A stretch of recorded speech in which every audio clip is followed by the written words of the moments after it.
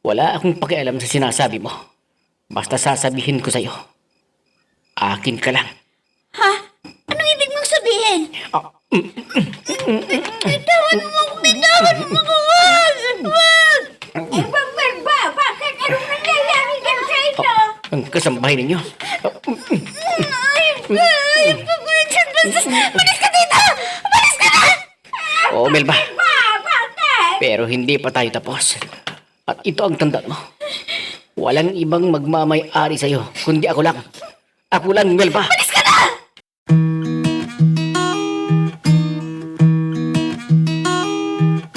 Hindi lahat ng kwento nabibigkas, pero lahat ng sakit may pinanggalingan.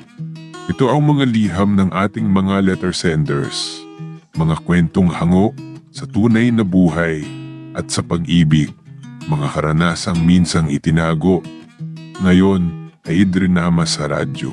Halina't samahan mo ako, makinig, damhin, ang mga kwento ng pusong minsan nang nasaktan, nagmahal, at muling umasa.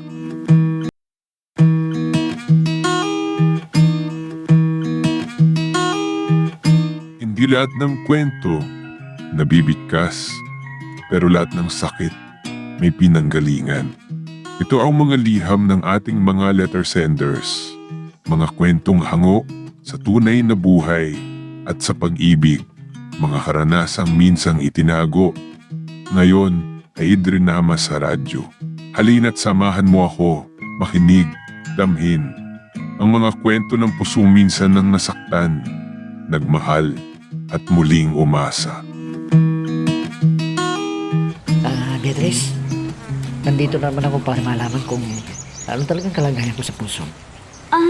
Pan Rudy, sa ngayon, ay hindi ko patiyak ang aking damdamin. Kung hindi ka makapaghintay, siguro, pwede ka nang mandigaw sa iba. Ha? Hindi ko naman pwedeng gawin yan. Ikaw talagang tinitibok ng puso ko eh. At tanging mamahalin ko ngayong buhay. Kung anong gusto mo eh, tatanggapin ko. Handa akong maghintay kung kailan mo ko sasagutin. Hindi ko pa alam. Dahil may pangarap pa ako na gusto kong matuwirin. Ano bang gusto mo pang dapat mong tapahin? Pwede ko bang malaman? Oo naman, Rudy. May plano ako na mag-abroad. Dahil tutulungan ako ng auntie ko. Alam mo naman, halos lahat ng kapitbahay natin ay may kaya na sa buhay. Dahil nag-abroad sila. Oo nga eh. Pero teka, ilang taon ka naman bago ka bumalik dito sa ating lugar? Yan ang hindi ko alam. Kaya hindi kita binigyan ng pag-asa. Para pag nainip ka, ay hindi problema. Kung makakakita ng ibang mamahalin mo, sana maunawaan mo ko. Aba, Rode, para kang lantang gulay na umuwi ngayon ah. Ano bang nangyari sa'yo? Kung ko kasi inay, akala ko mapapasagot ko na si Beatrice. Pero nagbagong isip niya eh. Hindi pa nung siya handa na pasukin ang pakikipagrelasyon. Ano? Ay, bakit naman? Ano bang dahilan? At hindi ka pa niya sinagot? May ibang maliligaw ba siya? At yun ang gusto niya? Ay, hindi po inay. Ang gusto niya kasi matupad muna daw yung pangarap niya. Umasin sa buhay. Kaya kung hindi na ako makapaghihintay, humanap na ko ng iba. Oh, huwag kang malungkot. Dahil marami naman dyan na pwede mong ligawan eh. Eh kaya huwag mo nang ipilit ang sarili mo kung ayaw sa'yo. Yun din ang inala ko na eh. Talagang hindi niya ako gusto. Dahil ang hinahanap niya, yung may kaya sa buhay. Para mabigyan maginhawang buhay kanyang mga magulang. At ayaw rin niyang maranasan ang hirap ng buhay. Talagang ganyan ang buhay, anak. Kung ang hanap buhay mo ay isang magsasaka at mahirap ang buhay, ay talagang bihira sa babae ang umibig sa tulad mo, anak. Kaya huwag ka nang mawala ng pag-asa. Opo, inay. Naiintindihan ko naman si Beatrice eh. Talagang mahirap yung makipagsapalaran. Lalo na sa katulad kong isang magsasaka lang. Isang mahirap. Dahil yun ang tinitingnan niya sa mga naliligaw sa kanya. Kaya kunting tiis na lang, anak. Anong malay mo kung may magkagusto sa'yo na dalagang may kaya? Napagod ako sa dami ng nagpa-blatter ngayon Talagang problema ang mga kitbahay dyan. Kahit nakita sa CCTV, hindi nila inaamin ang kasalanan nila. Pati mandurukot dumarami dahil sa hirap ng buhay. Mabuti pa. May merienda muna ako para makapagpahinga ng konti. Lalabas muna ako dito sa opisina. Aba, si Mamila yun Saan kaya siya pupunta? Ang mabuti pa, yayayain ko siyang magmerienda para magpasikat sa kanya. Mamila, saan po kayo galing? George, ikaw pala. May pupuntahan lang ako dyan. Ikaw? Saan ka ba naka-duty? Sa opisina po ako ngayon, ma'am. Kung hindi po kayo nagmamadali, baka pwede ko kayong anyayahan na magmerienda, ma'am. Wag na, George. Salamat sa pag-anyaya mo sa akin. Pero nagmamadali ako Dahil nasa ospital ang bunso naming kapatid. Ganun po ba? Sana po gumaling na siya agad, ma'am. Dahil mahirap po ang magkakasakit ngayon. Maraming lumalabas na iba't ibang uri ng sakit. Oo nga Pupuntahan ko yung kapatid ko para malaman ko kung ano talaga ang kanyang sakit. Para matulungan ko rin sa pagbili ng gamot niya. Ma'am, pakisabi kay Melba na dadalawin ko siya bukas ng gabi. Dahil mga ilang araw ko nang hindi siya nakikita. Oo, George. Akala ko sumuko ka na. At di mo na itutuloy ang paniligaw mo sa kanya. Hindi po, ma'am. Mahal na mahal ko si Melba. Kaya hindi ko siya ipagpapalit kahit sinong babae. Sige. Sige, George, mauuna na ako. Para dalawin sa ospital yung kapatid ko na may sakit.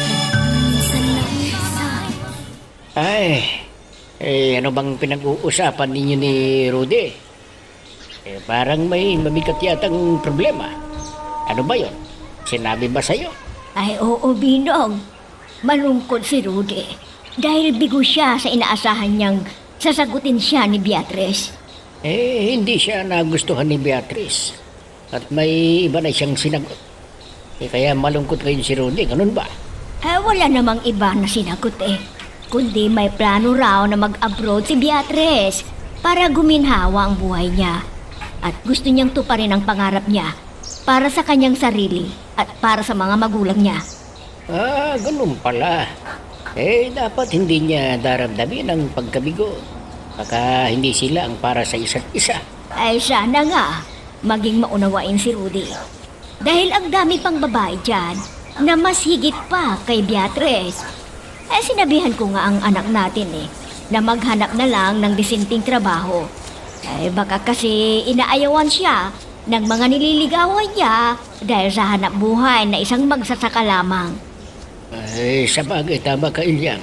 Maraming babae ngayon na ang gusto ay may kaya para hindi na sila mahirapan na magtrabaho, hindi ba? Oo naman, Bino. Sinong babae ang gustong maghirap kung may pagkakataon na may mahanap silang mag-aahon sa kanya sa kahirapan? Kaya ang dapat ligawan ni Rudy yung mayaman na dalaga.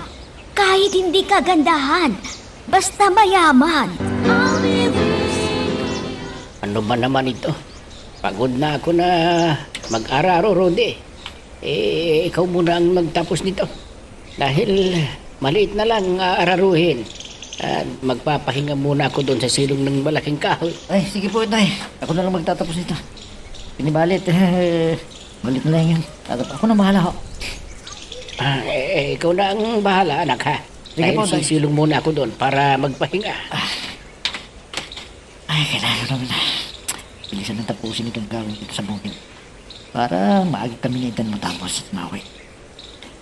Maagal kasi nang Itan na kumilos Kaya hindi niya tapos kagad. Itay! Bakit kaya? Anong nangyari sa kanya? Itay! Anong nangyari sa inyo? Isugod mo ako sa doktor, Rudy. Ha? Dahil kinagat ako ng aso kulon. Balian mo! Ano? Diyos ko, kailangan madala ko agad si Itay sa doktor dahil delikadong buhay niya. Rudy anak, paano kaya ito? Wala tayong pera. Saan tayo kukuha ng ibabayad dito sa ospital? Yan ang ang inisip ko na eh. Paano na si Itay? Hindi ko alam kung sinong lalapitan ko. Ang mabuti pa ay pumunta ka sa iyong uncle na si Tonyeng. Umutang ka ng pera niya at sabihin mo na bayaran na lang natin pagkaanin natin ng gulay, nating talong at kamatis. Oo, pwede. Sana, pairamin ako ng Uncle Tunying. May pera naman siya eh. At sana, hindi ko niya kuhiyain. May anak naman siya sa ibang bansa eh. Sige anak, puntahan mo na si Uncle Tonyeng mo. Subukan mong lumapit sa uncle mo. Baka sakali na magbigay siya. Makiusap ka anak, dahil kawawa naman ang itay mo. Oo po, Inay. Sana, pautangin ako ni Uncle Tunying para may pamamayad kami sa ospital. Teka, yung babae. Nahulog yung kanyang malaking pitaka. Kukunin ko. Tsaka bibigay sa kanya. Ma'am, sandali. Nahulog ang pitaka ninyo. Ma'am! Nakaalis na siya. Dadaputin ko na. Baka madupot pa ng iba. Kukunin ko. Hindi mali. Baka may addition dito nakalagay. Ibabay ko sa kanya.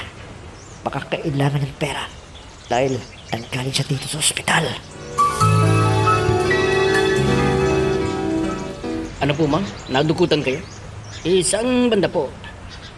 May kasabay ba kayo na hinihinala ninyo na mandurukot? Hindi ko alam kung sino sa kanila. Dahil marami akong kasabay na lumabas sa pinuntahan ko. Maalala ba ninyo kung saan kayo nadukutan para puntahan natin? Ang alam ko, nagpunta ako sa bangko.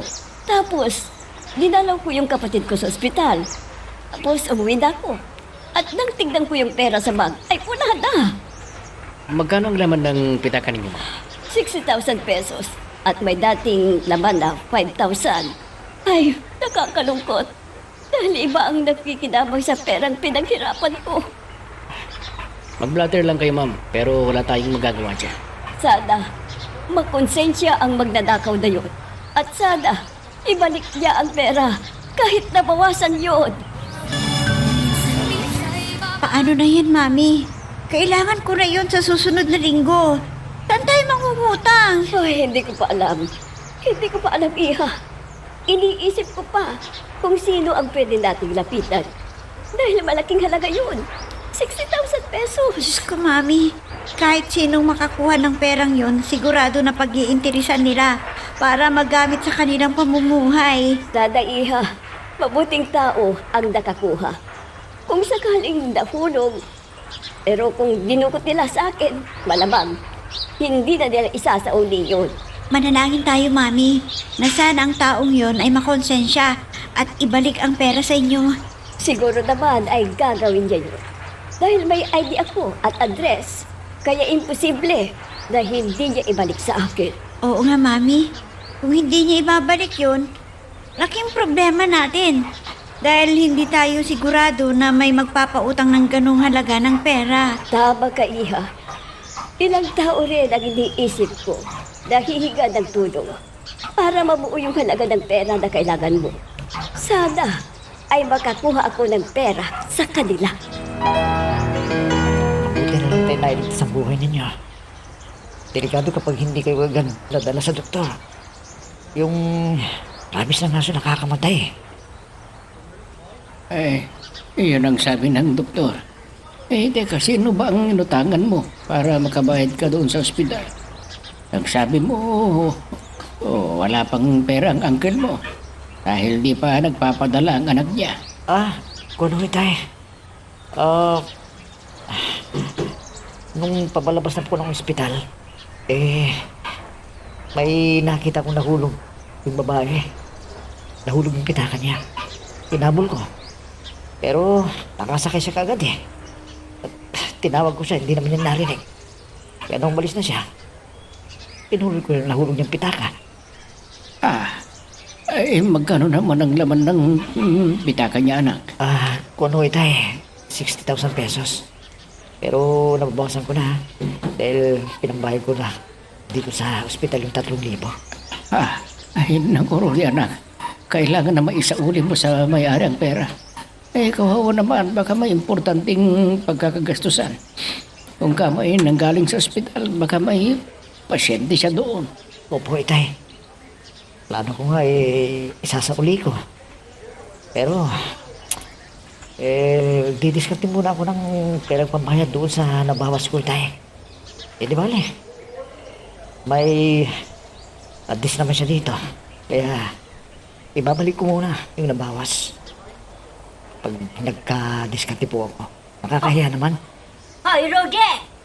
Huwag kang tanga! Napulot mo na yan! O di sa atin na yan! Ay, naku naman, Ilian. Hindi pwedeng angkinin mo ang hindi mo pagmamayari.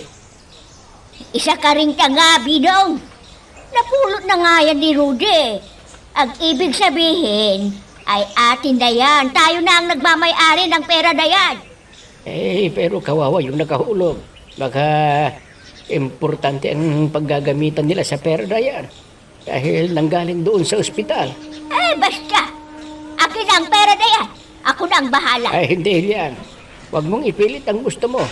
Dapat na isauli ang pera sa may-ari. Naintindihan mo.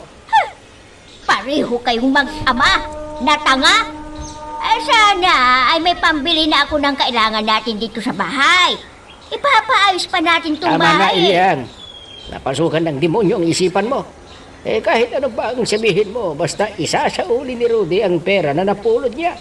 Tapos ang usapan, Ilian. Whoops! Teka lang. Bago natin ipagpatuloy, pakipindot muna yung subscribe button.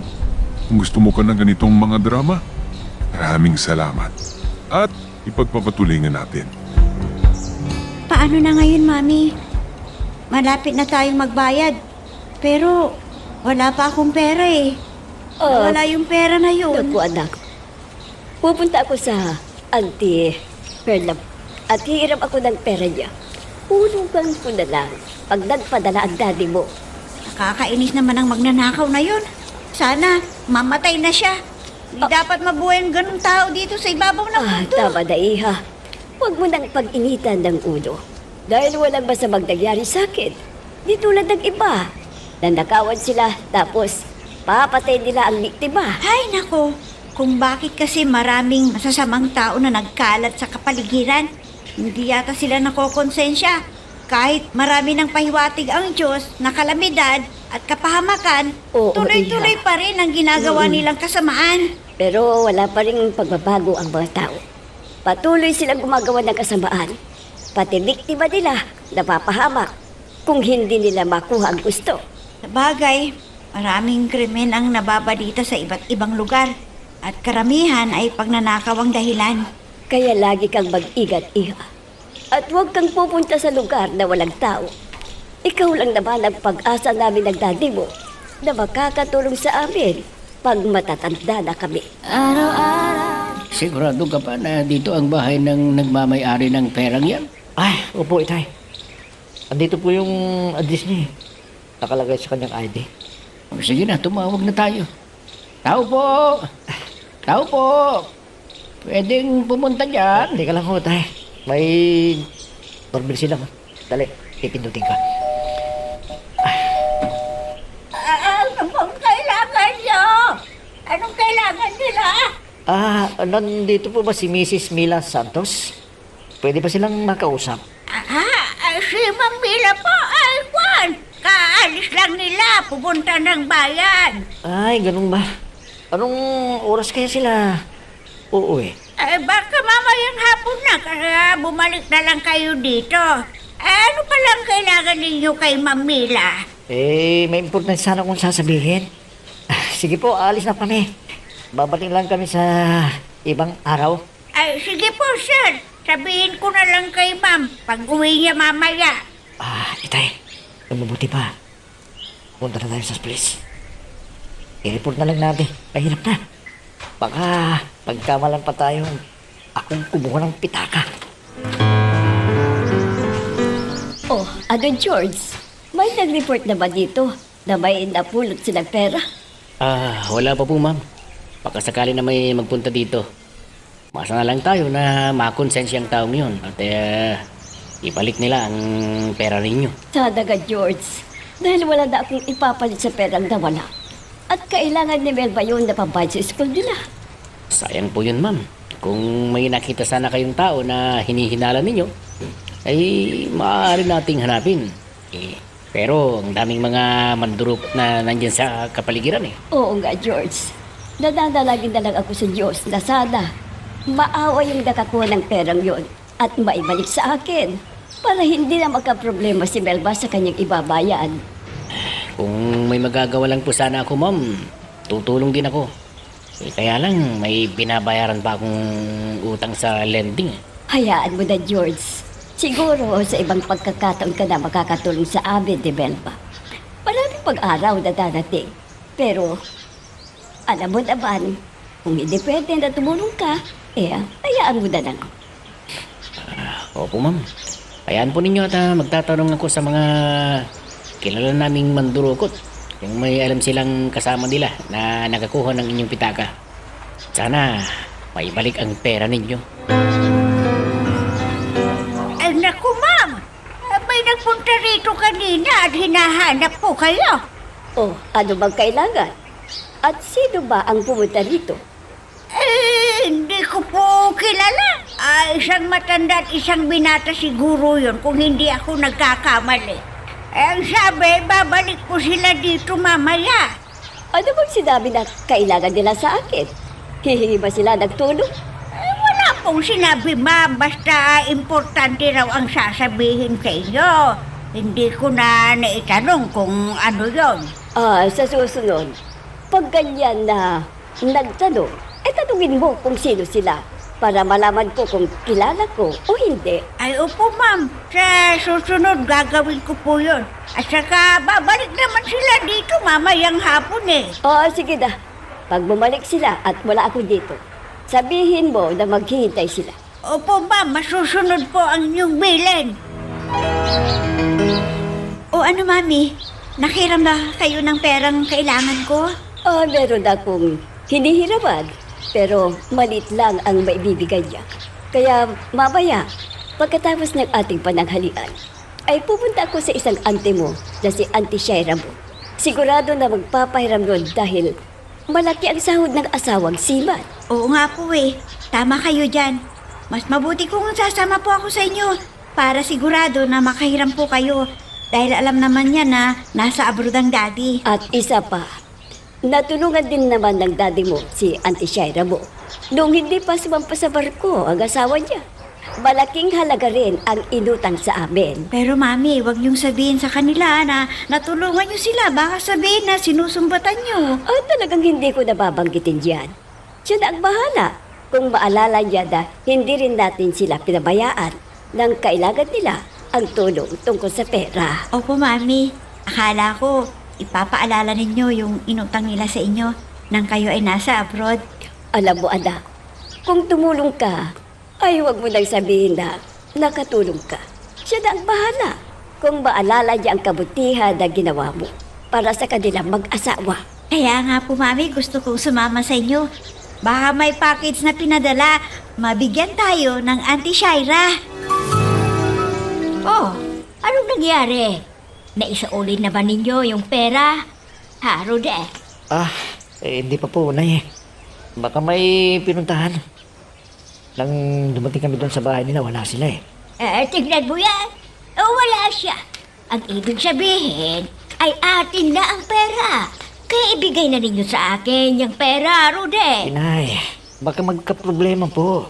Dahil sa perang yun. Sinabi ko naman sa inyo na doon siya nang galing sa ospital ng mga oras na yun. Ibig sabihin nun, may pasyente sila na pinuntahan sa ospital. Baka pambayad din nila yun para sa operasyon o kaya pambili ng gamot ng pasyente nila. Ang sabihin mo ay baka madamot ang babaeng yon. Kaya nawala ang pera sa kanya. At para mabigyan siya ng leksyon. Inay, huwag naman kayong mangusga ng tao. Malay nyo. Sa ugali ng babae yun eh, mabait siya. Hindi naman natin siya kilala eh. Kaya, huwag naman kayo manghusga ng gano'n na inay. Eh kung bakit kasi hindi mo pa ako bigyan niyang perang napulot mo? Oh, Inay bigyan mo naman, ako. Sa Huwag halip na ninyo- sa uli mo. Huwag ninyong pag-indis ng hindi sa inyo. Hindi sa atin yun, inay. Masama yun. Baka, sabi ko naman sa'yo, kailangan ng taong yun. Dahil galing sa ospital may dinala siyang pasyente. Eh sige, bahala na kayong mag-ama. Puro konsensya ang ginagamit ninyo. Eh, pero kumakalam naman yung tiyan ninyo sa gutom. Nakakainis kayo. Makaalis na nga. Ay, naku. Ang inay talaga ako. Hindi niya talaga ko naiintindihan. Baka, yung babaeng yun eh, nag-aalala ngayon sa paghanap ng kanina walang pera. Pero hindi mali. Pupunta na kami sa presinto. Baka sakaling nagpablatan na yung babae na pagkawala ng pera niya. Bakit ka nakasimahan ko dyan, Ilian? Ano bang nangyayari sa'yo? Eh, paano naman kasi? Kinausap ko yung anak natin. Nabawasan pa yung pera. At sabihin na lang na wala tayong pambili ng makakain. Ay, naku, Ilian. Gagawin mo pang sinungaling si Rudy at magkakasala sa Diyos. Eh, mahiya ka naman. Ikaw pa ang mag-uutos kay Rudy para pakialaman ang perang napulot niya. Eh, kahit nabawasan yun, dahil importante ang pinaggastusan dahil sa pagpapagamot sa akin. Ay, iwan ko sa'yo. Pero, pag wala tayong makain, nako, bahala na kayo na dumiskarte. Dahil ayokong magutom. Opo, mahal na Reyna. Eh, basta huwag ka nang magtampo. Kung hindi ka bigyan ni Rudy ng perang napulot niya. Dahil isa sa uli niya yon. Ha? At nag-aalala siya dahil gusto niyang palitan yung binawas niyang pera na ibinayad sa ospital. Eh, bakit pa niya papalitan? Eh, di sabihin niya, emergency ang pinagkagastusan. Ay, dahil nakagat ka ng asong ulol. O di, wala nang problema. Paiintindihan na yan ng may-ari eh. Dahil kunti lang naman yung nabawas Ay, eh. tama na yan, Ilyang. Tama na yung pagdadaldal mo dyan. Dahil wala ka nang magagawa sa desisyon ni Rudy na isauli ang perang napulot niya. Eh, anong malay mo? Baka bigyan siya ng gantimpala sa pagsasauli ng perang yun. Sige, George. Belba, bahala na kayong mag-order ng gusto ninyo. Ano ba ang gusto mo, Kuya George? Huwag mo na akong tawagin, kuya. George na lang, Melba. Sige, George. Kung yan ang gusto mo. Oh, bakit ka naman ganyan sa akin, Melba? Para bang naiinis ka ba sa akin? Hindi, George. Kundi naiinis dahil wala kaming nautang na pera. Hindi ako maaaring magkamali. Kayo ang pitakan na may lamang pera. Ha? Eh, asan ba, ma'am? Ituro ninyo sa akin. Yung hawak ng lalaking yun. Tingnan mo. Sigurado ako na yan ang magdadakaw. Kaya huliin mo siya, George. Sandali. At ihahanda kong posas. Lalapitan ko na. Hoy! Pulis ako! Huwag kang kikilos ng masama. Arestado ka. Pulis, bakit? Ano ang kasalanan ko? Ano? Nakapag-like ka na rin ba? Kung hindi pa, sige na, nandyan lang yung like button. Pindutin mo na kung nagugustuhan mo ang daloy ng ating kwento. Huwag naman po, sir. Huwag naman niyo akong hulihin. Wala po akong kasalanan. Eh, sir, walang kasalanan ang anak ko. Magpapaliwanag kami. Makinig naman kayo. Doon na kayo magpaliwanag sa presinto. Halina kayo doon. Hayop kang lalaki ka! Magnanakaw ka! Miss, bakit mo nang sinampal? Ano bang kasalanan ko sa'yo? Isa kang magnanakaw! Magnanakaw! Isauli mo sa akin ang perang ninakaw mo! Ibalik mo! Dahil kailangan ko yun! Pagbayad ko yan! Sige, sumama ka ng maayos. Kung hindi ay masasaktan ka lang. Sige na.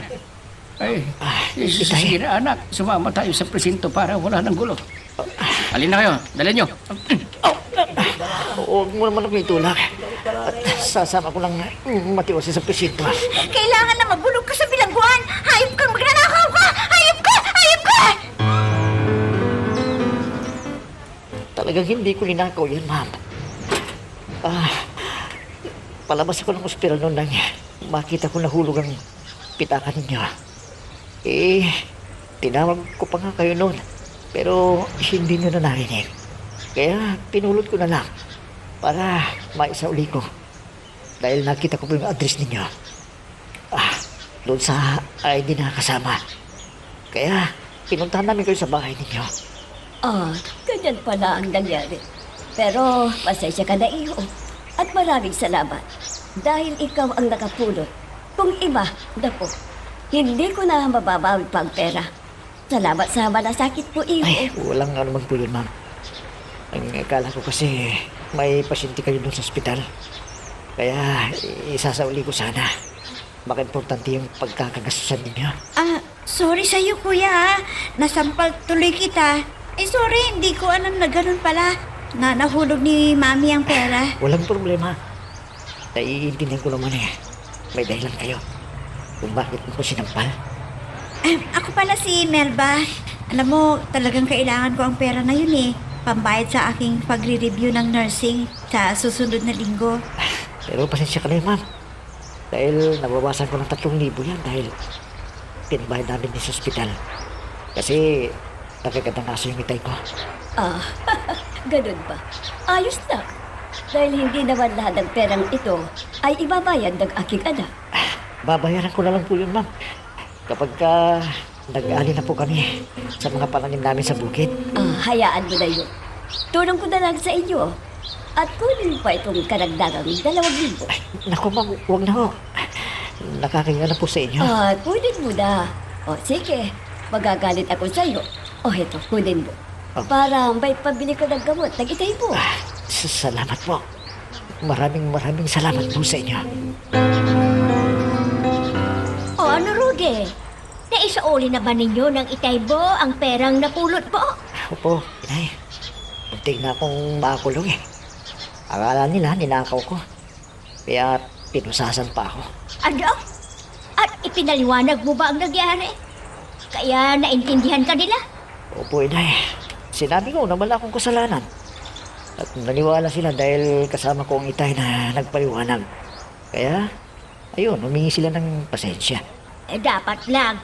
Kung nandoon ako, ay nako, hindi nila maaring gawin na pagbintangan ka. Dahil hindi ka naman mukhang magnanakaw Aba, sigurado na maraming makakarinig nagsasabihin sa'yo na magnanakaw ka. Hindi naman po, inay. Siyempre, nag-aral din sila. Dahil lang alam nila, nandukutan sila. Yun pala, nahulog yung pitaka pampayad ng anak nila sa pag-review niya sa nursing. Teka, binigyan ka ba ng pakinabang mo? Dahil napulot mo ang pera nila. Oo naman, ulay. Ayaw ko sanang tanggapin. Pero, hindi na nila pinabayaran sa akin yung nabawas kong 3,000. Naunawaan din nila. At hindi lahat ng pera, ibabayad pala sa pag-review ng anak. Dahil yung sobra, pinigyan lang sa akin. Para pabili ng gamot ni Itay. Ganun ba? Magkano naman yan, anak? Nang dumalaw sa kapatid na may sakit. Ay, siya pala ang iniisip nyo, ma'am.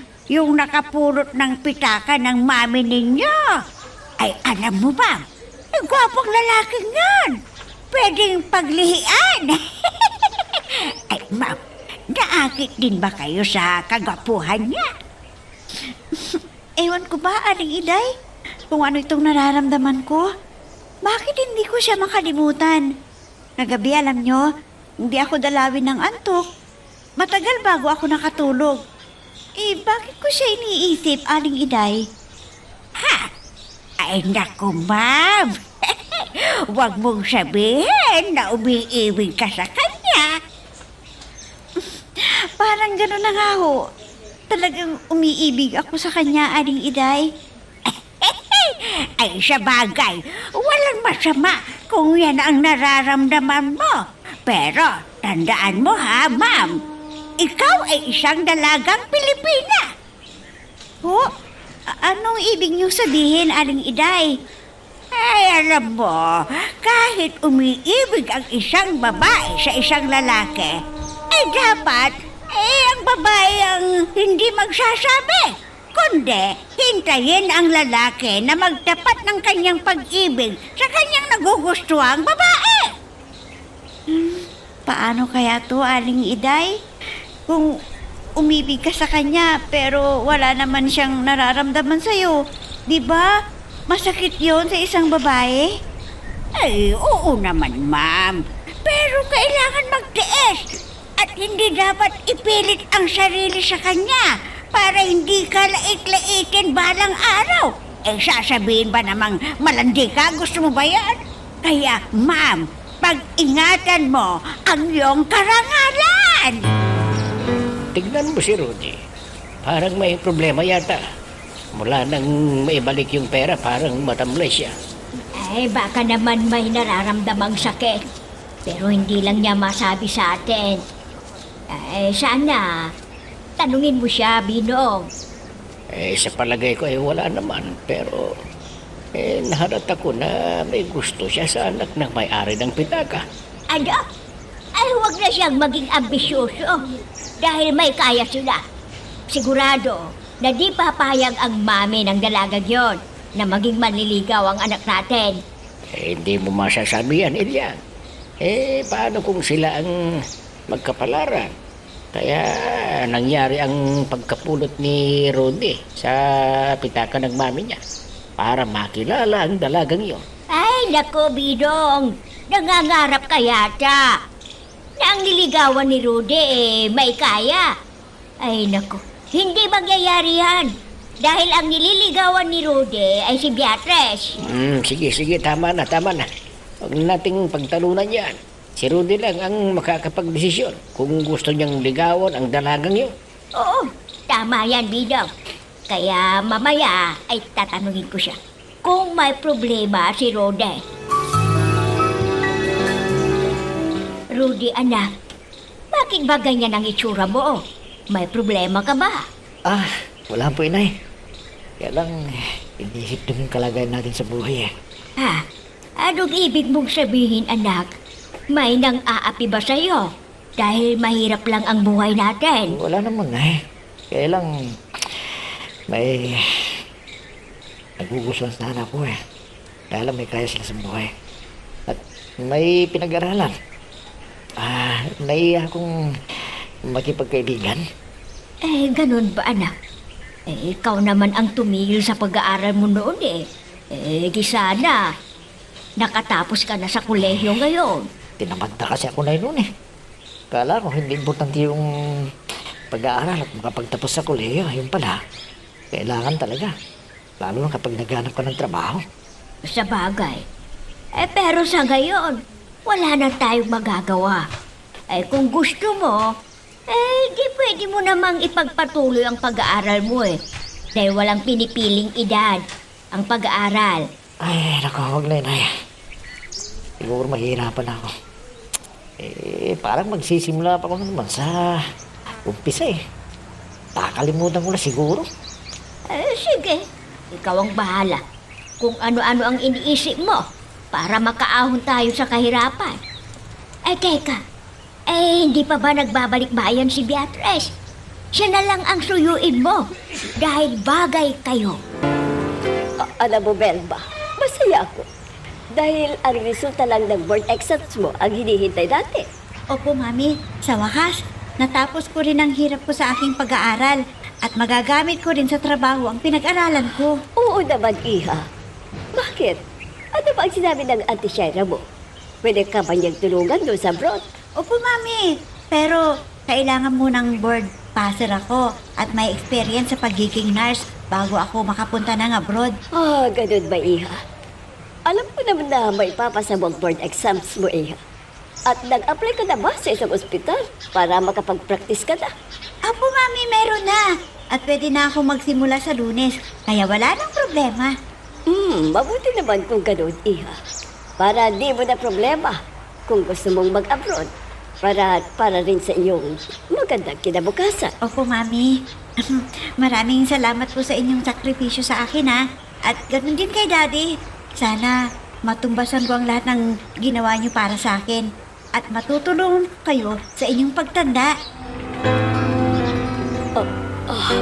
Ano ba itong nagyayari sa akin? Parang umiikot ang paligid. Nahihilo ako at nagdidilim ang paligid ko. Sa bagay, napagod ako sa pagmamaneho.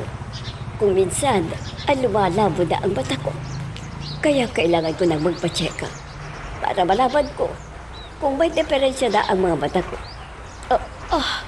Ano ba naman ito? Sumasakit na naman ang ulo ko. Mami, bakit po? Ano bang nangyayari sa inyo? May masakit po ba sa inyong katawan? Kon iha. Nahihilo na naman ako. At parang lumalabo ang paningin ko. Kung ganun, kailangan niyo magpa-check up para malaman kung ano yung nararamdaman niyo. Samahan ko kayo, Mami, sa doktor. Oo, iha. Pero di ko kaya ang magmaneho. Ang mabuti pa ay kunin mo yung gamot ko doon sa kwarto ko para tumigil itong pagkahilo ko. Opo, Mami. Wala na ba kayong ibang gamot na iniinom para kunin ko na rin? Tawagin mo rin si Iday dahil may iuutos ako sa kanya para makausap ko si Rudy. Opo, Mami. Sasabihin ko po kay Aling Iday na may iutos po kayo at saka kukunin ang gamot nyo. At pagkatapos, sasamahan ko kayong magpa-check up.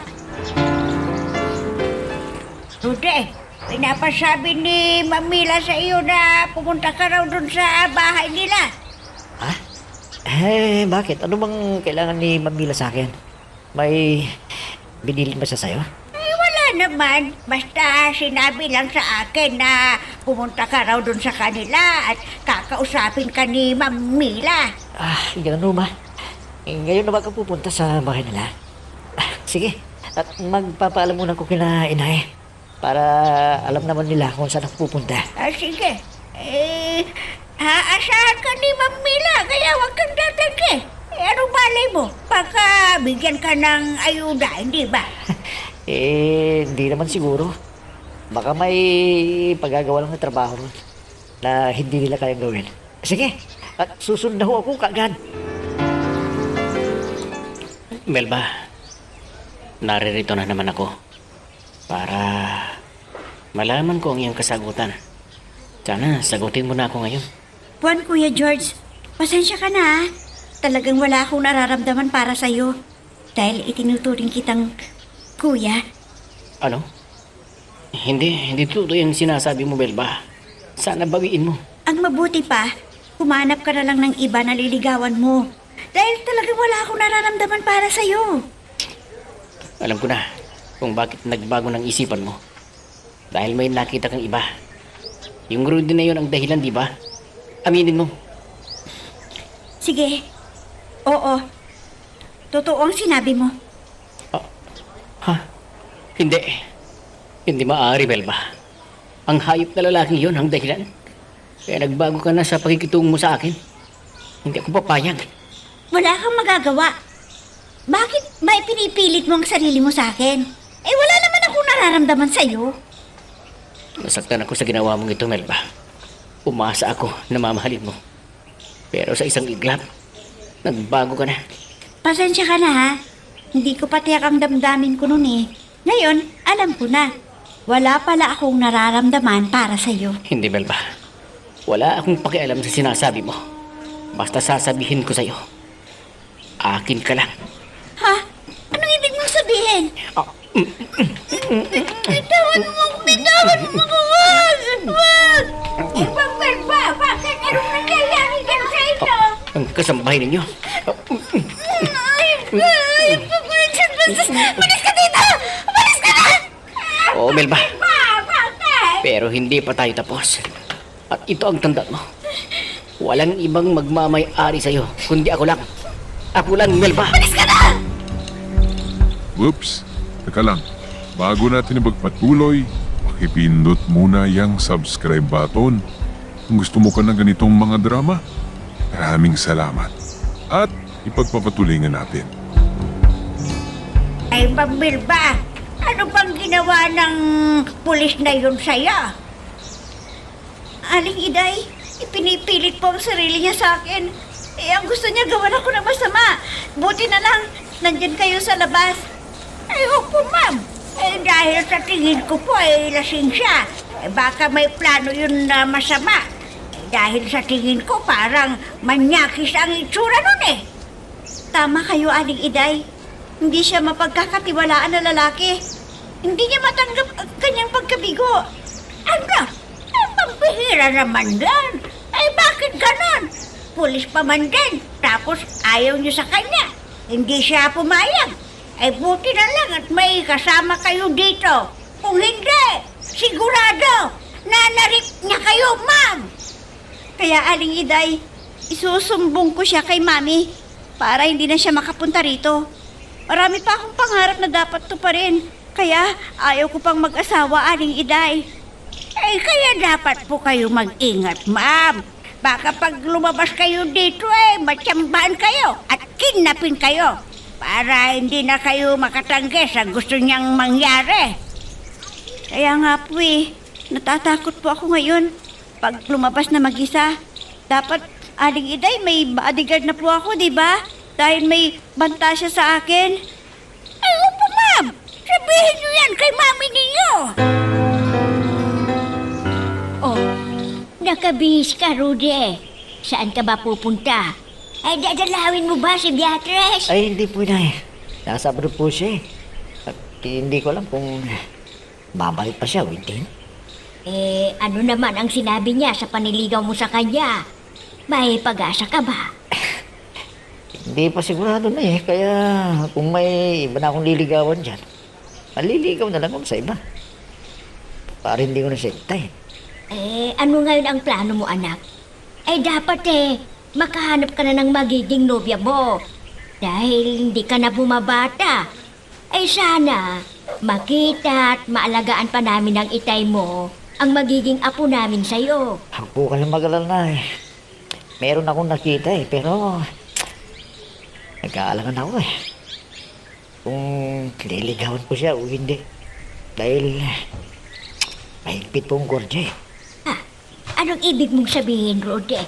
May nagbabantay sa kanya, kaya hindi siya pwedeng ligawan. Wala po siyang bantay, Inay. Kundi meron namang nagliligaw sa kanyang pulis. Ay naku anak, huwag mo nang subukin na karibalin ang pulis na yon. Baka utangin pa niya ang buhay mo. Kawawa naman kami ng itay mo pag may masamang mangyari sa'yo. Opo, Inay. Iniisip ko rin ang kalagayan niyo ni Itay eh. Pero pupunta ko sa bahay niya, Aling Mila. Dahil pinatatawag ako eh.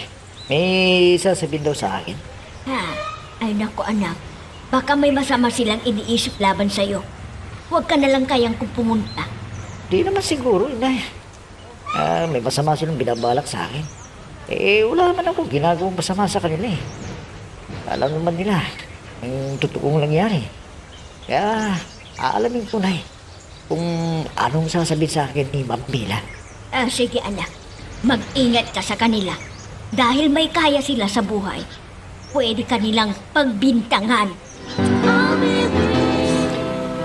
Ma'am, pinatawag niyo daw ako. Kaya pumunta ko dito. Oo, Rudy. Gusto ko sanang suklian ang utang na loob ko sa'yo. Ano mo bang magmaneho, iho? Ay, opo, ma'am. Naging driver po ako ng lipat kotse. Bakit ba, ma'am? Kailangan niyo po ba ng driver? Umalis na po ba yung dating driver ninyo? Hindi, Rudy. Ako mismo ang nagmamaneho. Kaya lang, medyo lumalabo na ang mga mata ko. At kung minsan ay nahihilo pa ako. Naku, ma'am. Delikado ho yan. Mabuti naman at naisipan ninyo na kumuha ng driver ninyo. Huwag ko kayong maglala, ma'am. Maingat pa ako sa pagmamaneho. Kung gano'n, payag ka bang maging family driver namin? Para hindi ako mapahamak o kaya ay maaksidente pa ako. Pag nagkataon na lumabo ang aking paligid. Sige po, ma'am. Dapat huwag na ho kayong magmaneho. Dahil kayo lang yata yung kasama ng anak ninyo eh. Oo nga, dahil ang daddy niya ay nasa abroad. Kung gano'n ay pag-usapan natin ang tungkol sa sweldo mo. Pwede na ba ang 3,000 sa isang buwan? Pinsedas at tapos ko ibibigay ang sweldo mo. Opo, ma'am. Pwede na po yan siguro. Kayo na pong bahala. Ang importante tatanggap po ako ng sweldo buwan-buwan. Dahil mahirap maghanap ng permanenteng trabaho ngayon. Oh, sige. Magsimula ka na bukas. Dahil may pupuntahan ang anak kong si Belva. Ipagbadeho mo siya. Mabuti at pumunta ka rito para may kakwentuhan ako dahil wala akong pasok ngayon. Teka, ang ibig mo bang sabihin may trabaho ka na? Anong oras ang pasok mo?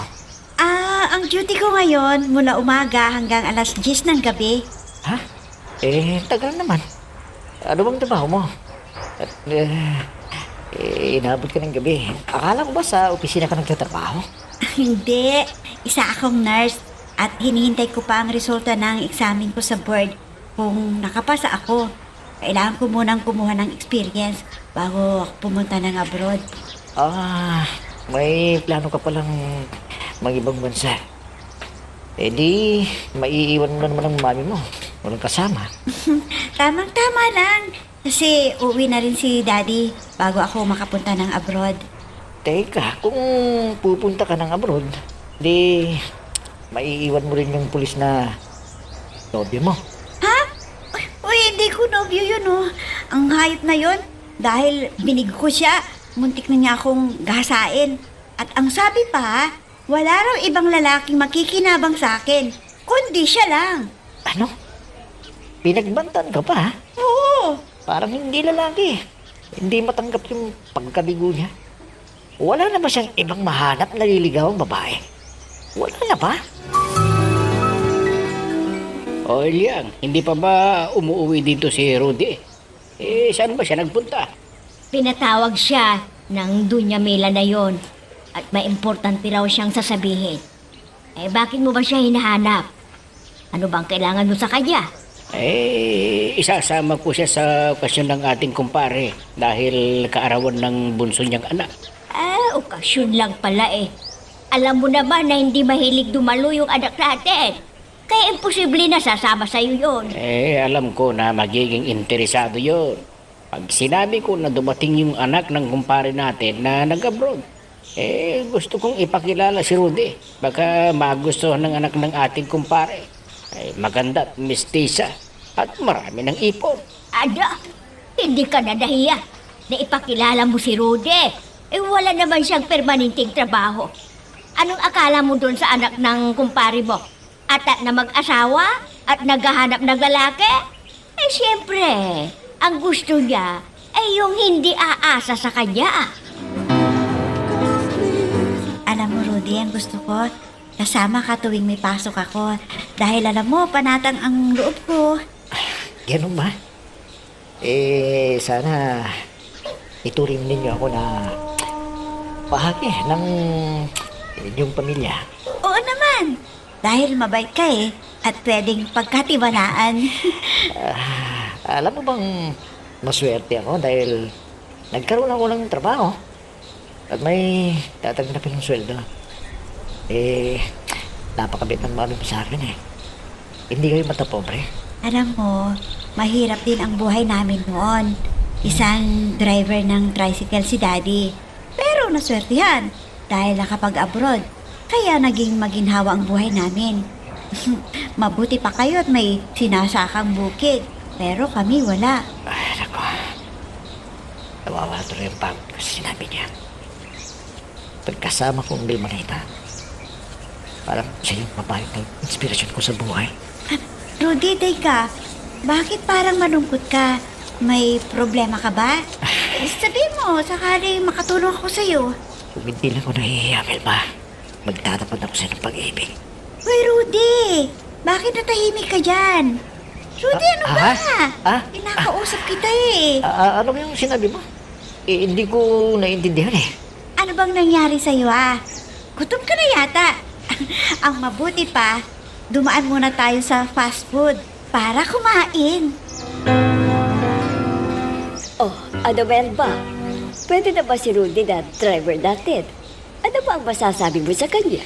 Ay naku, Mami, masyadong mahiyain. At hindi nagsasalita kung hindi mo tatanungin. Ay, siyempre naman, Iha. Nakikiramdam muna siya kung paano natin siya tratuhin. At hindi pa siya nagtatagal. Kaya kinikilatis muna ang ating ugali. Ganun ba yun? Ay, sa bagay, madali lang pakisamahan si Rudy, mapagkumbaba at hindi nagrireklamo kung may iuutos ako sa kanya. Ay, naku, Iha. Huwag mo na bang abusuhin ang kabaitan ng isang tao? Pagka magsawa, ay mahirap maghanap ng tulad niya na hindi mapagsamantala. Hindi ko naman inaabuso, Mami. Yung kaya lang niya ang pinapagawa ko sa kanya. Pero huwag ka na mag-utos ng utos sa kanya. Dahil ang trabaho niya dito sa atin ay driver. Hindi kasambahay, Iha. Okay. Susundin ko ang mabili ninyo. Sinusubukan ko lang siya kung susunod siya sa mga utos ko. Pero alam nyo, naaawa rin ako sa kanya eh. Pag napagod siya. Hayaan ko na lang na driver lang natin siya. Wala na akong iuutos sa kanya, Mami. Anak, dapat lang na ituloy mo ang paniligaw mo kay Beatrice. Sundin mo siya dahil ang pag-abroad niya ay para sa magandang kinabukasan ninyo pag nagpakasal na kayo. Naku, Inay. Hindi na siguro. Dahil ang arte ng babae yun eh. Hindi, ayoko sa babaeng ganong klaseng ugali. Alam niyo, mula nang nag-abroad siya eh, at nagbalik siya, parang iba na yung ugali. Eh, kung ayaw mo na sa kanya, o hindi maghanap ka na lang ng ibang liligawan. Alam niyo na, sa totoo lang, mayroon na pong nagustuhan eh, na iba. Pero, nahiya akong magtapat sa kanya eh. Naghihintay lang ako ng magandang pagkakataon. Eh, teka, pwede bang sabihin mo sa akin kung sino naman niyang gusto mong ligawan? Sige po, Nay. Sabihin ko sa inyo. Pero, wag niyong sasabihin Ha? sa iba. Ay, oo naman, anak. Sige na, sabihin mo na sa akin kung sino siya. Nay, si Melba pong gusto ko. Ang anak ni Mamila. Pero, nahiya po ako sa kanya eh. Siya ang tinitibok ng puso ko, Inay. Si Melba. Totoo ba ang narinig ko, Rudy? Melba! Nakapag-like ka na rin ba? Kung hindi pa, sige na, nandyan lang yan like button. Pindutin mo na kung nagugustuhan mo ang daloy ng ating kwento. Totoo ba ang narinig ko na sinabi mo, Rudy? Melba, nandiyan ka pala. Kuwan. Ganyan ka kasi, pala. Bakit hindi mo sabihin ng harapan? Melba, magpapaliwanag ako. Wala Ganito kang kasi, dapat ipaliwanag sa akin, Rudy. Malinaw ang narinig ko na ikaw ay umiibig sa akin ng lihim. Sabihin mong totoo. Melba, oo. Inaamin ko. Totoo. Ang gusto kong malaman, kung may nararamdaman ka para sa akin. Ano ba yung sasabihin ko? Ang mabuti pa eh. Aaminin ko na sa kanya. Bahala na. Magagalit siya. Melba, totoo yung narinig mo. Yan! Yan ang gusto ko. Sabihin mo. Dahil hindi naman ako magagalit sa'yo eh. Karapatan mo yan. Maraming salamat, Melba. Diyos ko, salamat sa inyo. Kala ko eh, magagalit siya. Hindi naman pala. Ang mabuti pa, magbihis ka. Dahil pupunta tayo sa Maynila. Susunduin natin si Auntie Syra na doon sa airport. Dahil dumating yung asawa niyang seaman. Rudy, malalim na ang gabi. Dito ka na lang matulog. Sige na, magpahinga ka na. Dahil alam kong pagod kang nagmaneho. Sige. Pero bago tayo matulog, gusto kong malaman kung may nararamdaman ka rin sa akin. Melba, Ha? Hinawakan mo ang kamay ko? pasensya ka na sa akin, Melba. Hindi ko lang kasi mapigilan ng sarili ko eh. Talagang mahal kita. Mahal kita, Melba. Rudy, hindi ko na itatago ang nararamdaman ko, ha? Alam mo, may pagtingin din ako sa'yo eh. Kaya, tinatanggap ko na ang pagmamahal mo. Melba. Masaya ako sa oras na ito. Dahil mahal mo pa din ako. Mahal din kita. Rudy, Melba.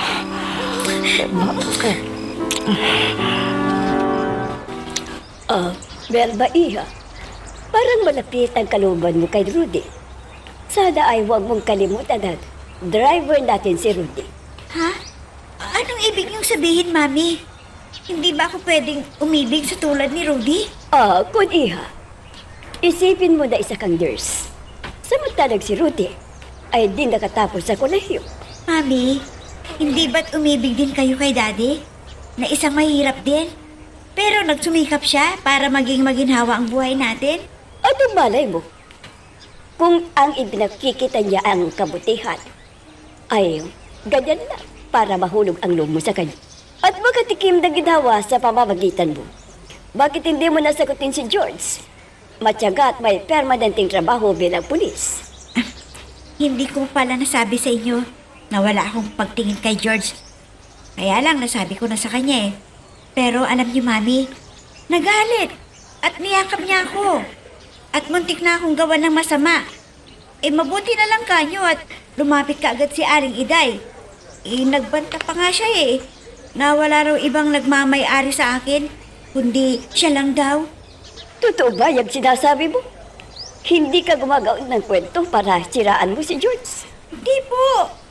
Kung ayaw niyong maniwala, kahit tanungin niyo si Aling Iday, dahil siya mismo ang nakasaksi sa ginawa ni George sa akin. Ano? Ilang taon na ba kayong may relasyon ni Melba? Pero di pa kayo nagplano kung kailan kayo pakakasal. Nay, may pangarap siya kasi gusto pa yung tuparin. Kailangan daw na makapag-abroad muna siya. Nako anak, kung makapag-a-abroad yun, baka makahanap siya ng iba doon. Kaya ang mabuti ay ituloy mo na lang ang panliligaw mo kay Beatrice. Nay, hindi pwede. May nobya na po ako. At hindi mangyayari ang sinasabi ninyo na ipagpapalit ako ni Melba. Alam mo ba na nakaahon na sila Beatrice sa ilang taon niya sa abroad? At hindi nagbago ang ugali niya. Mabait at mapagpakumbaba. At hinanap ka niya sa akin. At hintayin ka na dadalawin mo. Nay, imposible naman na wala pa siya. Nahanap doon. Na may kaya sa buhay. Isa rin yun sa mga pangarap niya. Na hindi napapatol yun sa akin. Isang driver lang. Huwag kang magsalita ng ganyan, anak. Subukin mo muna bago ka magsalita ng tapos. Anong malay mo? Kung hindi niya nagustuhan ang ugali ng nanligaw sa kanya doon, o kaya puntahan mo na siya, anak. Hindi na siguro, Nay. Alam ko na iingitin lang niya ako. At si Melba, ang mahal ko. Hindi ko sisirain ang relasyon naming dalawa, Nay. Kaya kung ano man ang plano ni Melba, papayag ka doon. Dahil mahal na mahal ko siya. At pagbalik niya, Nay, saka kami magpapakasal na dalawa. Ang bihira ka naman, Ilyang. Alam mo nang may nobya si Rudy. Pagsasabihan mo na ituloy ang panliligaw kay Beatrice. Paano naman kasi? Sinabi ni Beatrice sa akin, mas mabuti pa si Beatrice dahil may kaya na sa buhay. At hindi siya mayabang. Ganun pa rin ang ugali niya sa dati. Di ba mabuti rin ang ugali ni Melba na isang nurse at may kaya rin sila sa buhay dahil nasa abroad ang daddy niya. Sa palagay mo, gusto rin kaya ng mami ni Melba na ang mapapangasawa ng anak isang driver lang? Bakit hindi? Kita mo naman hanggang ngayon ay may relasyon pa sila. Kaya ang ibig sabihin noon ay hindi tutulang mami niya. Nako, baka naghihintay lang yun ng pagkakataon para sabihin sa anak natin na hindi siya bagay sa anak nilang nurse. Wag ka naman ganyan, Ilyang. Ayaw mo yata na ang manugang mo ay isang nurse. Pag nagkasakit ka, may mag-aalaga sa'yo. Di ba? Ewan ko sa'yo. Ipinagtatanggol mo siya. Kung yan ang gusto ninyong mag-ama, nako, bahala na kayo kung magpapakasal sila. Ilyang. Alam mo, Rudy, ikaw ang lalaking nag-iisa dito sa puso ko. at mamahalin hanggang sa kabilang buhay. Ha? O huwag ka namang magsalita ng ganyan, Melba. Magsasama tayo dito sa babaw ng lupa habang buhay. Siyempre, hindi natin alam kung hanggang kailan tayo mananatili dito sa ating mundo. Kaya, mas mabuti yung alam mo na mahal kita. Ano ba naman itong si Melba? Parang may pinapahiwati siya. Nalalayo siya. Ano bang dahilan? Hindi kaya payag ang mami niya sa relasyon naming dalawa? Oh, Rudy, bakit natahimik ka na dyan? Ano bang iniisip mo? Na tatalikuran ko ang ating relasyon, ganun ba? Ah, hindi naman. Teka, may itatanong ako sa iyo. Alam naman ng mami mo na may relasyon tayong dalawa? Hindi pa. Pero hayaan mo. Sasabihin ko rin pag may pagkakataon.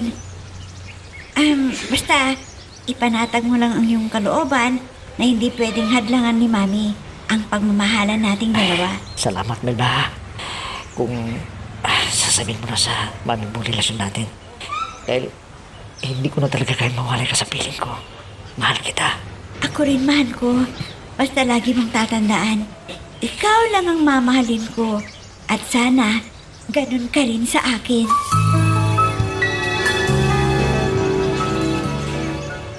Ayun si Melba. Lagi niyang kasama yung driver nila. Naging magkaibigan yata sila. Hindi ko yan niligawan ng mokong ngayon si Melba. Mamanmanan ko ang mga kilos nila para masabi ko kay Ma'am Mila. Sigurado na may inililihim ang dalawang yan. Ang saya nila. Hindi ko ba matsyempohan na mag-isa lang si Melba na lumalabas. Laging nakadikit sa kanya ang tarantadong yan. Pero may araw ka rin sa akin. Maghihintay ako ng magandang pagkakataon para gumanti sa'yo. Ano ba naman ito? Wala na namang ulam. Di pa naman nagpipiki ng sweldo niya si Rudy. Ano kaya kung pumunta ako sa bahay ng amo niya? Baka nakalimutan niya na wala na kaming pera na panggastos. Teka. May kumakatok. Teka nga. Titingnan ko kung sino ang dumating. Sandali lang! Ikaw pala, Beatrice. Halika, pumasok ka sa loob. Wag na po, Aling Ilyang. Ibibigay ko lang sa inyo itong 2 kilo ng karing baboy. Dahil nagkatay si na itay para sa kaarawan niya. Ganun ba? Ang swerte naman ng itay mo. Mahal na mahal mo siya at ipinaghanda mo pa para sa kaarawan niya. Opo, Aling Ilyang. Ngayon lang naman nakapaganda si itay nang nakapag-abroad ako. Sige po, alis na ako. Sabihin niyo kay Rudy na dumalo siya sa kaarawan ni itay. Oo, Beatrice. Hayaan mo. At pagsasabihan ko. Nandun pa kasi sa bahay ng amo niya eh. Pumasok siyang driver nila. Maraming salamat ulit dito ha sa ibinigay mo. Tamang-tama. Wala pa kaming ulam. Salamat ulit. O ano, Ilya? Nakaluto ka na ba ng pananghalian natin? Dahil gutom na ako na naglinis sa ating pananim na talong. Ay oo, Binong. Maaga akong nagluto. Dahil tuyo yung ulam natin kanina. Kunti lang nakain mo. Paano naman kasi? Hindi nawawala ang tuyo na ulam natin. Nawawalan din ako ng gana pag ganun palagi. Pero ngayon ay makakabawi ka ng lakas mo, Binong. Dahil may dumating na ayuda. 2 kilo ng karne ng baboy. Aba, sigurado na dala ni Rudy yan sa atin. Baka may okasyon sa kanila at nagpadala dito si Melba. Ay nako, nagkakamali ka, Binong. Hindi si Rudy ang nagdala dito, kundi si Beatrice. At nag-imbita sa kaarawan ng itay niya. Nagkatay daw ng baboy at binigyan niya tayo. Alam naman niya na di tayo makakadalo sa okasyon nila Nako, nagpasikat lang sa'yo yun para pilitin mo na naman si Rudy na balikan siya. Hindi mo ba sinabi na may nobya na ang anak natin? Hindi nga. Dahil hindi pa naman sigurado na silang magkakatuluyan Kaya baka may pagkakataon pa silang dalawa ni Beatrice. Mamila, napasyal po kayo dito. Kumusta na po kayo? May problema ba? May sadya lang ako sa iyo, George. At gusto kong sabihin mo sa akin ang totoo. Tungkol po saan yan, ma'am? Totoo bang muntik mo nagkahasain ang anak ko? Buti na lang at lumapit ang isang kasambahay namin. Ha? Kung ma'am, hindi po totoo yan. Alam naman ninyo na mahal ko si Melba. Hindi ko siya pwedeng pilitin. Ganun ba? Sinungaling ang George Slade. Kaya sabihan ko si Rudy na bantayan niya mabuti si Melba. Mamila, kung pwede sana tulungan ninyo ako kay Melba. Pakakasalan ko siya agad pag sinagot niya ako. Alam mo, George, hindi ko pwedeng pakialaman ang damdamin ng anak ko. Kung saan siya masaya, susuportahan ko siya. Sige, alis na ako. Salamat. Sana, huwag mo nag-istorbohin si Melba. Alam mo ba, Rudy? Nagpunta rito si Beatrice at nagdala na ng 2 kilong karne ng baboy dahil kaarawan ng tatay niya. Nay, sinusuyo lang kayo ni Beatrice, pero sabihin nyo na huwag na siyang magbigay kahit nano rito. Dahil masasaktan lang siya. Ang ibig mong sabihin, nawala na ang pagmamahal mo kay Beatrice. Opo, Nay. Nagmamakaawa ko nun sa kanya. Para lang mahalin niya ako. Hindi niya magawang mahalin ako, Nay, dahil sa mga pangarap niya na dapat niyang tuparin. Sabihin niyo, maghanap na lang siya ng iba. Sinasayang mo ang magandang pagkakataon na lumalapit sa'yo. Baka magsisi ka sa bandang huli. Rudy anak, may masamang balita na nangyari kay Melba. Anong masamang balita na sinasabi niyo, Itay? Si Melba ay ginahasa at pinatay pa nila. Hindi. Hindi totoo yan, Itay. Hindi! Whoops! Teka lang. Bago natin ipagpatuloy, pakipindot muna yung subscribe button. Kung gusto mo ka ng ganitong mga drama, maraming salamat. At ipagpapatuloy nga natin. Si Melba ay ginahasa at napatay pa kagabi. Hindi. Hindi po totoo yan, Itay. Hindi. Paano nangyari yan? May pasok siya, Itay. Hindi siya lumabas hanggat wala ako. Tay, hindi kayo. Kailangan ko malaman ang totoong nangyari yan. Samahan niyo ako, Itay. Melba. Ang saya-saya natin pagkahapon. Bakit nangyari sa'yo ito? Sino may kagagawa nito? Sino? Dito dalamhati po ako sa inyo, Mamila. Ang hayop. Tama. Siya may kagagawa sa nangyari kay Melba. Dahil nagbanta siya. Nalapitan ko siya. Hayop ka, George. Ang kapal ng mukha mo. Alam ko na ikaw ang gumawa ng krimen na ito. Ikaw! Ano? Nagbibintangan mo ako? Pwes, magkita tayo sa korte at patunayan mong sinabi mo. Ang yabang mong gago ka. Dahil may armas ka. Hoy, kung mahal mo si Melba, ay mahal ko rin siya. Baka ikaw ang may kagagawan sa kanya. Ano? Hayop ka! Ayop ka! Manda ka! Ididimanda kita! Ididimanda kita para mabulok ka sa kulungan! Mamila. Nahuli na bang kriminal? Para pagbayarin ang ginawa niya kay Melba. Hindi pa, Rudy.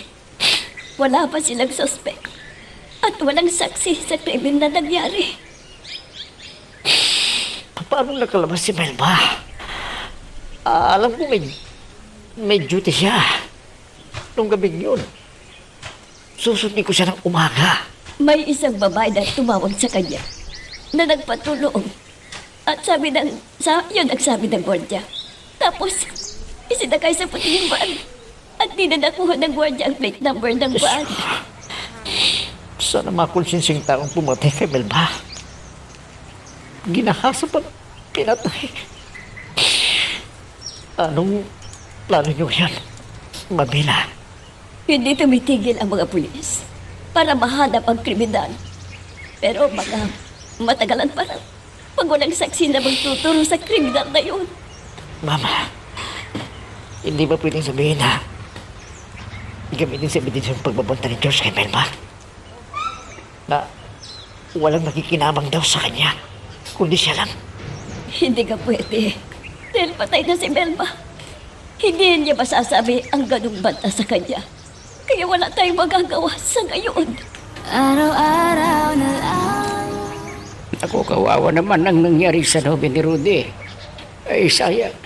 Di na natupad ang pangarap nila na magpapakasal. Anong magagawa ng tao kung ang Diyos ang bumawi ng kanyang hiram na buhay? Hanggang dun lang siya. Pero tignan mo si Rudy. Dinamdam niya ng labis ang pagkawala ng Melba. Sana naman ay ituon na lang niya ang kanyang pansin sa trabaho niya. Siguro naman ay hindi pa siya aalisin dahil may negosyo yung mami ni Melba. Ganun ba? Titanungin natin si Rudy kung tuloy pa rin ang pagmamaneho niya doon kay Ma'am Mila para makahanap ng ibang trabaho. Huwag ka namang magmadali, Ilya. Hayaan mo si Rudy ang magdesisyon. Kung gusto pa niyang magtrabaho doon kay Ma'am Mila. Ay naku, Bino. Pag doon pa siya magtatrabaho, ay lagi lamang niyang maaalala si Milba. Paano siya makakalimot? Siyempre, unti-unti lang yan. Ito mo kasi, agad na makalimutan ni Rudy si Melba. Para mairekomenda mo na naman si Beatrice sa kanya. Ha? Tama na, Ilyang. Palipasin mo muna ang sakit na nararamdaman ni Rudy. Wala na ang anak ko na inaasahan ko na mag-aalaga sa amin ng kanyang daddy. Isa pa namang nurse na siyang gagabay sana sa aming pagtanda. Pero may mga taong walang kaluluwa. Kahit walang kasalanan na ginawa, ay kanilang pinatay. Hindi na inisip na may mga magulang siyang masasaktan at malulungkot sa pagpatay nila. Velma, anak, kung saan ka man naroroon, ay huwag mong patahimikan ang gumawa ng krimen sa'yo. Kailangan nilang panagutan ang ginawa nila sa'yo, anak.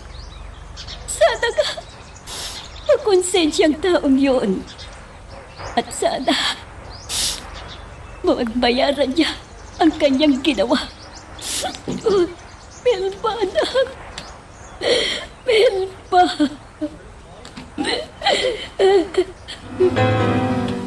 Anak, bakit ka ikinulong? Ano bang ginawa mo at ikinulong ka? Sabi mo sa akin. Pabayaan niyo na ako dito, Nay. Tal, wala din lang kayong magagawa kundi manalangin na sa Diyos. O sana, maliwanagan ang isip ng tarantating pulis na yun. Ha? Anong kasalanan mo sa kanya, anak? Bakit ka kinasuhan? Kawawa ka naman. Masakit pa sa iyong kalooban ang nangyari. Tapos naririto ka na sa kakulong. Sabat nga, Nay, alam kong siya ang may kagagawa sa pagkamatay ni Melba. Na nagbanta siya noon na walang makikinabang kay Melba kundi siya lang. Ganun pala. Bakit hindi mo sabihin sa mga pulis para maparusahan siya sa ginawa niyang krimen? Wala pong tatayong saksi, Nay. Dahil wala na si Melba. Hindi niya masabi. Nabinantan siya. Kahit sinabi niya sa akin, wala nang silbi yun na eh. Dahil ako lang naman yung nobyo niya. Kaya, pabayaan niyo na ako dito, Nay. Ang ibig Pabayaan niyo na ako. sabihin, makukulong ka hanggat wala pang sinabi ang korte na wala kang kasalanan. Ganun ba, Rudy? Ganun ang ako, Nay. Ikaw na ako kayong mag-alala. Dahil hindi rin ako magtagal dito sa bulungan eh. Basta mag-ingat lang kayo, Nitay. Oh, Aling Elia. Bakit po? Ano bang kailangan ninyo? Sige kung kailangan ninyo ang tulong. Basta kaya ko, tutulungan ko kayo. Opo, Ma'am Mila. Alam ko na napapakiusapan ninyo ang pulis na yon dahil nanligaw pala sa inyong anak. Oo. Bakit po? Anong gusto niyong gawin ko? Wala pa bang abogado si Rudy para magtanggol sa kanya? Wala po, ma'am. Dahil hindi namin kayang magbayad ng abogado. Si Rudy po ang inaasahan namin sa aming pamumuhay. Ganun ba? Hindi bali. Ako muna ang bahala sa inyo. Susuportahan ko kayo sa inyong pamumuhay habang nakakulong si Rudy. Ma'am, nakakaya naman po sa inyo. Pero talagang wala nang ibang tutulong sa amin. Kaya maraming salamat po sa inyo kung matutulungan ninyo kami. Walang anuman, Aling Eliak. Basta kung anuman ang inyong kailangan, ay pumunta lang kayo dito. Alam ninyo, Ma'am Mila, sa mga ginagawa ninyong kabutihan sa inyong kapwa, ay Diyos na ang bahalang magbigay ng biyaya para matumbasan ang inyong pagtulong. Masakit din sa akin ang nangyari kay Belma. Kahit binigo niya ako, ay hindi ko magagawa ang ibinintang sa akin ng Rudy na yun. Wala akong kasalanan, pero gagawin ko ang lahat para mahuli ang kriminal na pumatay sa mahal kong si Belma. Sana ay matulungan niya ako para hulihin ang taong yun. Siya pa ang naging biktima. At ang alam ko, ay sigurado na pinagtripan siya ng mga adik. At may nakilala si Melba, kaya pinatay para hindi na makapagsumbong at di sila mahuli.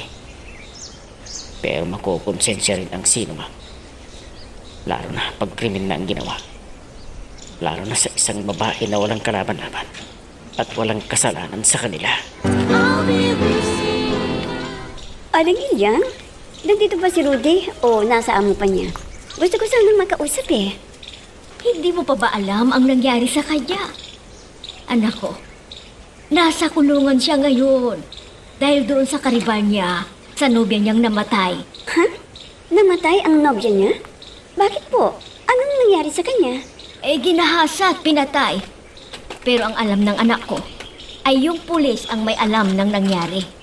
Dahil nagbanta noon na walang ibang lalaki na magmamay-ari kundi siya lang. Pero hindi namin ng pulis na iyon na sinabi niya sa nobya ni Rudy. Kaya kinasuhan ang anak ko. Ganun pala ang nangyari. Pero may saksi po ba nang sabi ni Rudy yun sa pulis? Wala nga eh. Kaya ang sabi ng ibang tao ay hindi maging mabigat ang parusa kay Rudy. Dahil nasuntok din niya ang pulis. Nang sinabi rin na si Rudy ang may sala sa pagkamatay ng nobya. Sige Aling Ilyang. Dadalawin ko sa bilangguan si Rudy para hindi naman mainip doon na walang kausap. Ikaw na ang bahala sa kanya, Beatrice. Gawin mo ang lahat para malibang at hindi maging malungkot ang buhay niya doon sa bilangguan. Pagkalipas ng isang taon, nakalaya din ako sa pihitan. At hindi ko alam kung paano ako magsisimulang muli. Pero kailangan naharapin ko para sa bagong buhay ko. At magkaroon din ako ng pamilya. Sabagay, unti-unti na humupa ang sugat dito sa puso ko na iniwan ni Melba. Dapat kong tanggapin na ito talagang kapalaran ko. At sana matagpuan ko ng tunay na ligaya na hinahanap ko sa isang babae. Sana, Diyos ko. Rudy? Nandito ka pala sa inyong bukid, sabi ng inay mo. Ano? Nakapag-isip ka na ba? Ang ibig kong sabihin, kung pwede mo na ba akong mahalin muli? Tama ka. Basta bigyan mo ko ng ikalawang pagkakataon, Beatrice, para maipadamang tunay na pagmamahal. Habang buhay kong magiging kasama at sa pili ng ating magiging anak kong magkakatuloyan tayo. Talaga? Kung ganon? Kailangan na magpakasal na tayo sa lalong madaling panahon.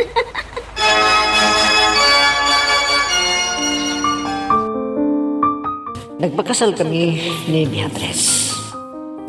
At buong akala ko ay hindi ko na matatagpuan ang ligaya sa buhay ko. Pero muling dumating si Beatrice at naghilom na rin ang sugat ni Iwan ni Melba. Tayo ay bahagi lamang ng unang pag-ibig ko sa babaeng pinakamama. At hindi na rin nagtas kung sino ang pumatay kay Melba. Ngayon ay panatag na ang buhay ko at masaya ko sa piling ni Beatrice. Hanggang dito na lamang ang aking karanasan sa pag-ibig. Nagpapasalamat. Rudy. Hanggang dito muna ang ating kwento. Pero huwag kang bibitaw kapatid. Marami pa kaming inihanda para sa'yo. Kaya hanggang sa susunod na drama, adios.